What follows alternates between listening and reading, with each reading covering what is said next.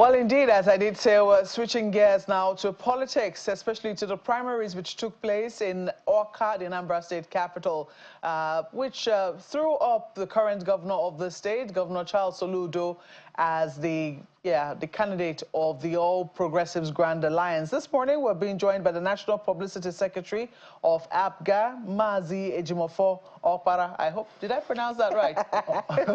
Well, it's not as good as Kayla's own, but I'll do my best. No, quite a fair try.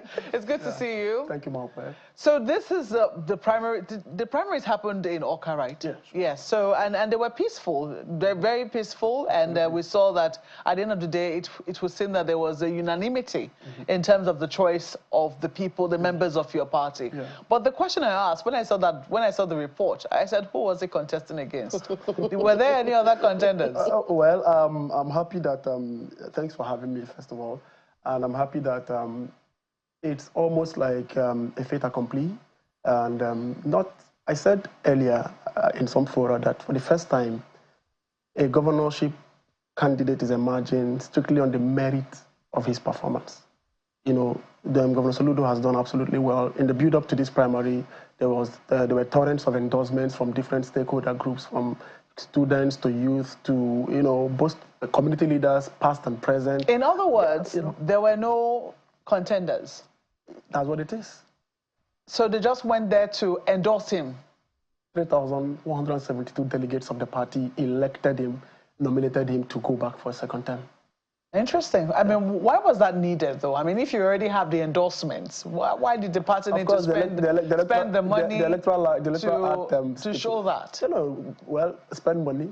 Did you spend any money? If you have people, well, the electoral act stipulates such formalities. These are the legalese that builds up to, you know, the entire process. And of course, as a law-abiding party, we must stick to the law. So there was nobody who was saying, look, I'd also like to run on the platform of APGA. I am saying that Governor Soludo, as of today, is the consensus candidate of not just APGA, but the totality of the Anambra. That's not necessarily true, because APC has their candidate. George Moghalu is also the candidate for the Labour Party in that same election coming up in November. He does have a war ahead of him. Well, Kela, you know, in all modesty, I'll just have to say here that APC in Anambra has become like a department in APGA. And this is a fact. Anybody who is an APC person in Anambra State, you know, knows this for a fact. As a matter of fact, many of them have even come out openly to endorse the governor, you know, for a second term. Yes, but they have a candidate that's going to run against. We're not, like I said, these are just mere formalities, and of course, we're not even seeing them. This attitude that you're having, it shouldn't backfire. No, it's not about backfiring. You know, like they would say in Igbo, you know, what you have in the hands, you don't need mirrors to actually see it. If you travel down to Anambra State, these things are not. People are for the first time seeing tangible achievements, you know, from a government in power. This is a governor that has employed over 8,115 teachers in less than 3 years in office. A governor has broken about 34 years old jinx of the state not having a state, an state like Anambra, not having a government house and a governor's lodge for 34 years. Do you know, you're saying some things, and I'm thinking to myself that, look, this sounds more like an indictment than, you know, praise of the current governor, because APGA is the party that you represent. APGA has been in government since I can remember in Anambra State. Every single governor that has been elected on the, you know, to be governor of the state has been elected on the platform of APGA. That's not true. That's not true. From 1999 to about 2003 to 6, the PDP was in Anambra State. There were brief interregnums, but largely it has been APGA. Look, just to put it in context, when you say that APGA from the let me do this, Mr. Governor Peter Obi. Let's start from Governor Peter Obi. I'll put it that way. I'll tell you that it's been a progressive ascendancy of development. That what we are seeing in the state is the unprecedented growth of that development. Okay, so let me finish that. Governor Peter Obi was there for 8 years. He did his 8 years because he actually went to the Supreme Court to ask, you know, that he be allowed to finish his 8 years. Then he handed over to Governor Obiano. Isn't that correct? Exactly. Governor Obiano also did his 8 years on the platform of APGA as well. And then we now see Governor Charles Soludo, who's now been there for the last 3 years. Isn't that correct? Yes, and like I said, it's not an indictment. It's an affirmation of progressive growth. And that's exactly how they see it now. You say you've not said anything like it, you know? That's what I'm saying. Of course, it's novel. You know, I tell people that development is a continuum, but it has to be a continuum in such a way that it has to be an improvement on what existed. So if you are saying that, yeah, Governor B, Governor Biano, and maybe Governor Sulu comes and is doing exactly the same thing that they did, then where is the difference? The reason why the people repose a lot of confidence on APGA is because for every APGA administration, there is something significant to boast about. And I'm telling you today that Governor Soludo has taken it notches above the people's expectations. And this is just 3 years in office. And I'm reeling out to you massive developments that have taken place in the state, and some of them never before seen. So if those people, the people of Anambra see these things as quite novel and quite heartwarming, and that is why they are in their droves, in their numbers, endorsing the governor unanimously. Do you fear that, because it would seem that APGA, I mean, Anambra is the only state that APGA currently holds, isn't that correct? Yes, I mean, in the past they held states like Imo, but now it would seem that Anambra is the state that they have held as their stronghold. And we always see oftentimes that when governors are done from governing in Anambra State, usually when they want to move, they move out of APGA. Are you concerned that it will seem that it's just a platform for election in Anambra State? That's exactly why I tell people that the current leadership of APGA, is such that it is firming up a lot of massive reforms around the party, and like you rightly mentioned, APGA used to be in Imo, and something happened, and maybe just pulled out and all that. But I can tell you that it's still a journey. It's a gradual process. And we believe that, with what is happening currently in Anambra State, it's going to become like a watershed. Everybody sees, everybody who knows good appreciates good. So maybe in the context of the states we control, yes, Anambra, but in the broader term of the politics of the country, APGA is in various other constituencies, and senatorial districts around the country. In Abia, Senator Engineer Baribe is a senator under the platform of APGA. If you go to some constituencies in Benue and Taraba, we have federal House members. If you go to Bayelsa, we have state assembly members who are members of APGA. So this is it's not a quick fix thing, and all this border on leadership. And I can tell you that the current leadership of APGA is such that it is determined and committed to changing the narrative. And APGA is not just a vehicle; it's the foremost progressive party. And we are bold to say that we are the foremost progressive party in Nigeria. I heard you say that APC is a department. Are you collaborating with them or what? What I would tell you is that the progressives are united, and the progressives are one and the same everywhere. We are united in our, the progressives are united by their ideals. So you see the APC as a progressives party? As a party made up of progressives? Well, yeah, there are progressive elements in the APC. And that is why the progressive elements in the APC in Anambra State are not against APGA. Prince Nicholas Okachuku will not be happy with hearing what you're saying right now. I don't know if he's a progressive element. Because he is the person who's going to be running up against him, against Professor Soludo in November.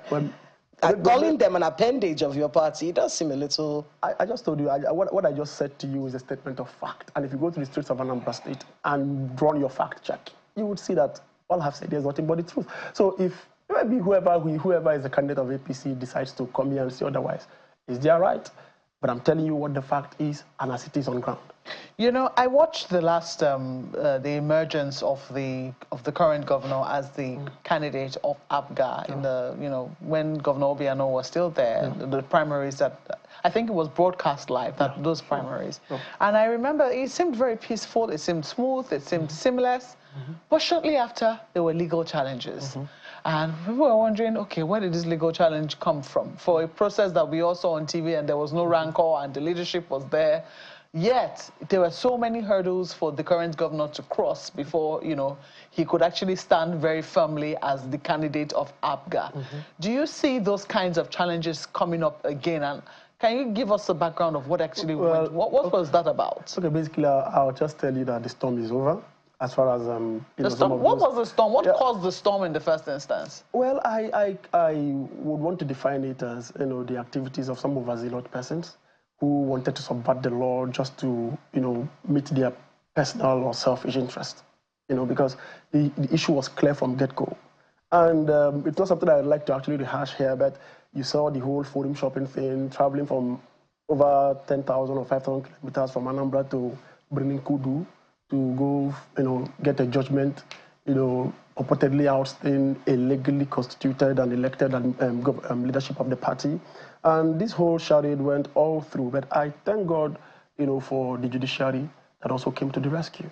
Because last year, November, all the shenanigans around the legal leadership position of the party was put to a very permanent and favorable rest, such that today the leadership of APGA is straight, is firm.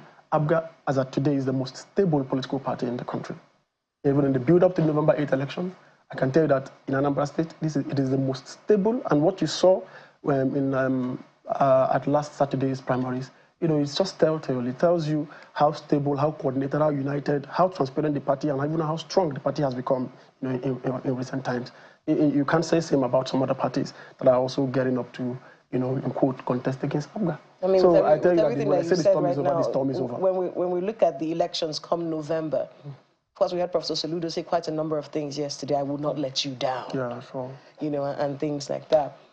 How do you see the process, unfolding? And if he does get the mandate of the people to rule them again for 4 years, what kind of improvements on the leadership that he has already provided, that you've been talking to us about, what kind of improvements do you think you're going to see when he comes in? Now, this is a government that came prepared. If you look at the manifesto, especially in security.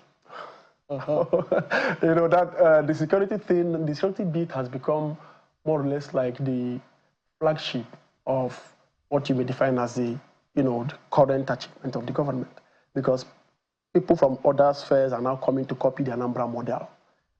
So that's almost taken for granted. But I'll tell you that the governor is one man that came prepared to leadership.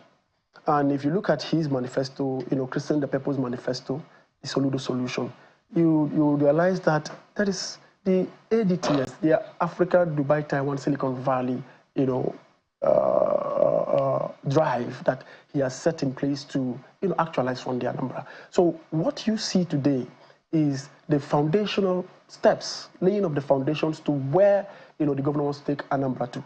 I've read out about the human capital development efforts, the successes in the health sector, the successes in the educational sector, but to ratchet that up, Anambra is, going to become the industrial and leisure entertainment destination. You've been telling me about industrial and the economy. And I want to talk about security. You just mentioned that there's the Anambra model that is being copied, it's being copied, but what is the Anambra model for security? You recall that sometime in February, the governor signed into law the Anambra Homeland Security law that gave rise to the establishment of Agune Chamber.